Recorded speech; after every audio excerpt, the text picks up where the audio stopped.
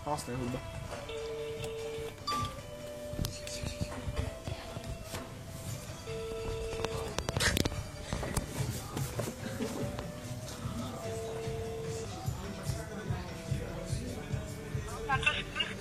Dobrý deň, Vrbovský Patrik pri telefóne. Viete čo, ja som našiel na mojom Bentley za mojim stieračom číslo telefónne vaše s vašim menom. Ja tu mám na dverách taký väčší škrabanec a tu na prevádzkár, tu nás vedľajšie reštaurácie tvrdí, že to bolo pravdepodobne škrabnuté kolobežkou. Chcem sa opýtať, že či ste to teda boli vy, alebo sa jedná o nejakú srandu? Kolobežkou a kde? Viete čo, na Dominikánskom námestí to bolo. Ale mal som... A viete čo, mal som auto aj pred univerzitou Jana Pavla Jozefa Šafárika. To je kde? Viete čo, to je v meste. Ja nie som teraz z Košíc, chodím tu na služobné cesty.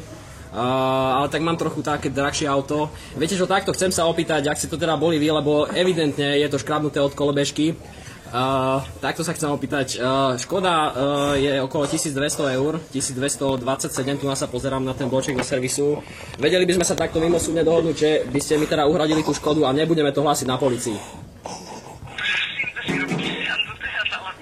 Ja to myslím úplne vážne.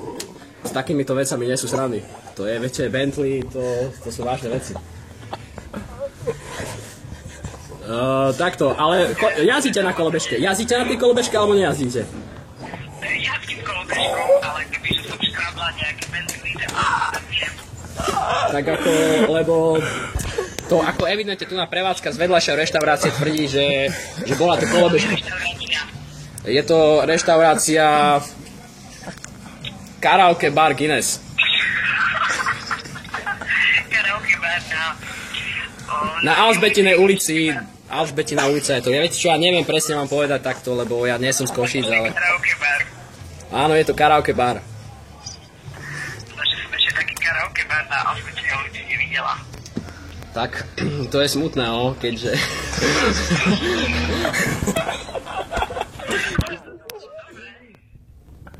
Dobre, a keď sme sa dohodli na 500 eur aspoň? No jasné. Skoro kde si poď hneď? No, alebo na 250 aspoň. By sme sa stretli niekde o polnoci na neverejnom mieste a by nás nikto nepoznal. 450 neoznačených bankovkách. Desiatkách eur. V desiatkách. V desiatkách? Ja mám to veľké. Nemôžem byť veľké. Tak dalo by sa, no neviem podľa toho, že aké máte platy.